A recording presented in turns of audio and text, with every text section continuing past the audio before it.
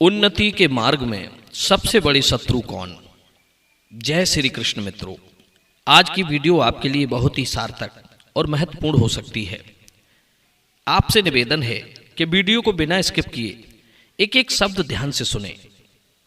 जो भाई हमारी वीडियो पहली बार देख रहे हैं उनसे निवेदन है कि चैनल को सब्सक्राइब कर लें और घंटी वाला बटन अवश्य दबाएं, क्योंकि यहाँ पर आपको जीवन में धारण करने योग्य बातों से संबंधित वीडियो मिलती रहती है।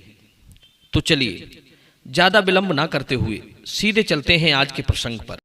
आज का विषय है कि उन्नति के मार्ग में सबसे बड़े शत्रु कौन है।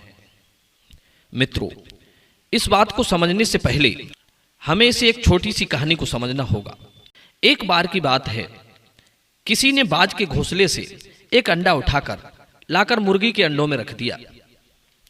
कुछ समय उपरांत मुर्गी के अंडों में से मुर्गी के बच्चे उत्पन्न हुए। समय के साथ साथ बाज का अंडा भी खिल उठा, उससे भी एक बाज का बच्चा उत्पन्न हुआ। अब बाज के माता पिता तो थे नहीं, वो मुर्गी के ही घोंसले में उत्पन्न हुआ था। इसीलिए मुर्गा मुर्गी को ही अपना माता पिता और चूजों को अपना भाई मानने लगा। उन्हीं के साथ खेलना कूदना, खाना पीना, उठना बैठना होता था। धीरे धीरे वो मुर्गी के बच्चों के साथ बड़ा होने लगा।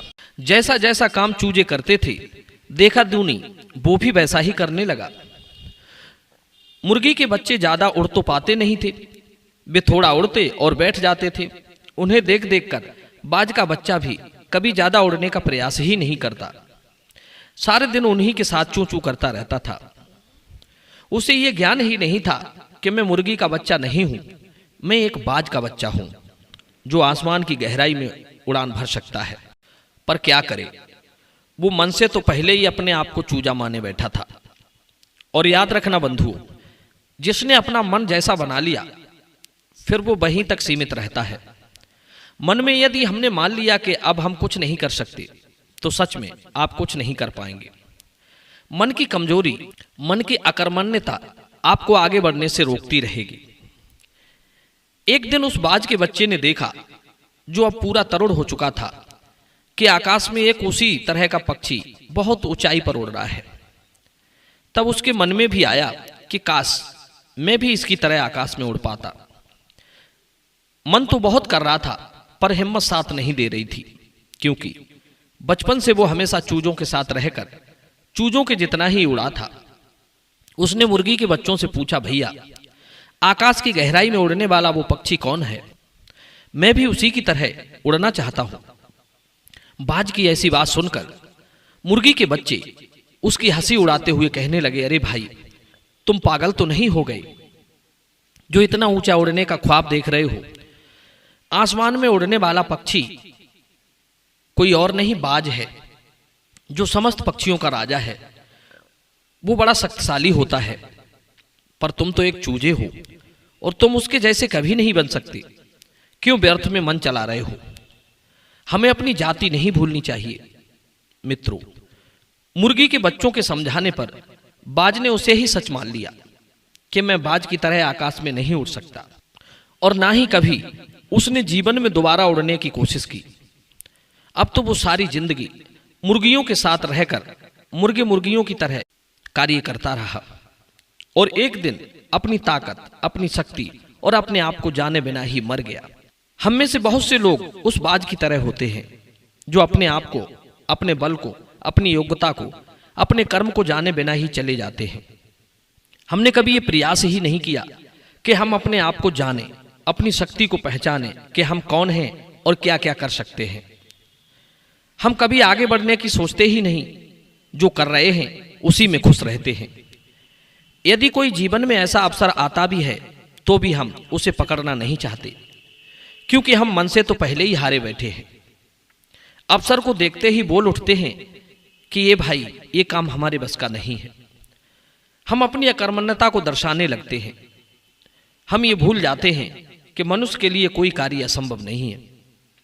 जितना हम चलने का प्रयास करेंगे, उतना ही हमें रास्ते का ज्ञान होता जाएगा, उतनी ही हमारी इच्छा शक्ति बढ़ती जाएगी।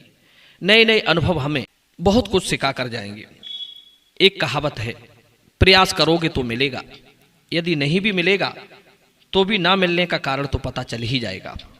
बंधुओं, हमारी उन्नति में पहला बाधक है मन की अकर्मण्यता। मित्रों, यदि कभी मन आगे बढ़ने का प्रयास करता भी तो दूसरे बाधक होते हैं, चूजों की तरह। वो लोग जो आपकी हिम्मत और हौसले को नीचे धकेल देते हैं। जैसे आपने महाभारत कथा में सुना होगा कि पांडवों के मामा शाल्य ने कर्ण के सारथी बनकर अपनी बातों से ही कर्ण के मन के हौसले को तोड़ने का काम किया था। और याद रखना, जो मनोबल से कमजोर पड़ गया वो कभी उन्नति नहीं पा सकता। संसार में ऐसे बहुत से लोग हैं जो आपको आगे बढ़ते हुए देखना नहीं चाहते। वही लोग आपके मनोबल को गिराने का काम करते हैं। उन्नति का तीसरा शत्रु है आलस्य।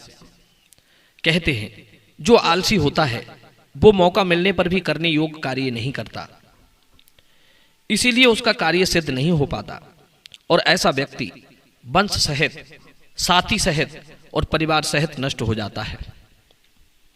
यदि जीवन में सफलता चाहते हो तो इन 6 दोषों को त्याग देना। पहला, दिन में सोना या अधिक सोना। दूसरा, अर्धनिद्रित अवस्था में रहना अर्थात ओंगना। तीसरा, भयभीत होना। चौथा, क्रोध करना। पांचवा, आलसी रहना। और छठा, कम समय में होने वाले कार्यों को देर लगाकर करना। ये 6 प्रकार के दोष सुख चाहने वाले लोगों को त्याग देने चाहिए, क्योंकि ये 6 दोष कार्य का नाश करने वाले हैं। दूसरी बात, हमें हमेशा देर तक बातें सुननी चाहिए और पूरी बातें सुननी चाहिए।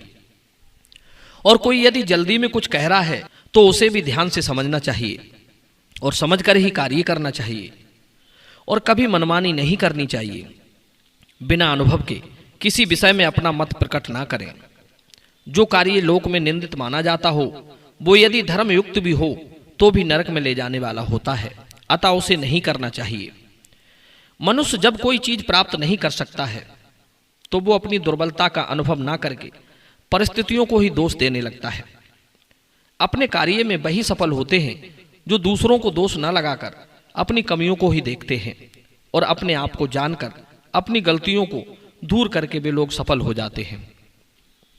एक बात बताऊं, असफलता प्राप्त करने वाला चतुर मनुष्य दोषारोपण नहीं करता, वो अपने को ही दोषी मानता है और इसीलिए वो सफल हो जाता है। यदि सफलता प्राप्त करनी है तो असफल होने पर दूसरों को दोष मत देना। यदि इस वीडियो से आपने कुछ सीखा हो तो वीडियो को लाइक कर देना, साथ ही साथ चैनल को सब्सक्राइब कर लेना, क्योंकि मैं आपको इसी तरह से ज्ञानवर्धक वीडियो देता रहता हूं।